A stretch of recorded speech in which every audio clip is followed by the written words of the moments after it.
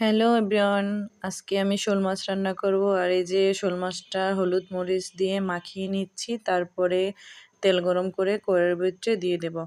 তারপরে এক এক করে সবগুলো দেওয়া হয়ে যাওয়ার পরে ভেজে নিব। আর ভেজে নেওয়ার পরে এই যে দেখেন সুন্দর আমি বাটিতে উঠিয়ে নিচ্ছি। তারপরে মাথাগুলা দিয়ে দেব। মাথাগুলা আর কি কড়াইতে জায়গা হয়ে নেই, তারপরে আবার দেওয়া হয়েছে। আর এই যে মশলাগুলো আমি এখানে আদা রসুন, তার পেঁয়াজ বাটা, এখানে ছিল টমেটো আর লাল মরিচ বেটে নিয়েছিলাম আমি। আর পেস্টগুলো দিয়ে আমি ভালো করে একটু হালকা বাদামি কালার করে নিয়েছি। তারপরে হলুদ মরিচ জিরা ধনিয়ার গুঁড়া নিয়ে একটু কষিয়ে নিচ্ছি। তারপরে এক এক করে সব মশলাগুলো দিয়ে সুন্দর করে কষিয়ে পানিটা দিয়ে ফুটার পরে মাছগুলো দিয়ে দিলাম। তারপর মাছগুলো দেওয়ার পরে অনেকক্ষণ জাল করে নেওয়ার পরে টমেটো দিয়ে দিলাম উপরে।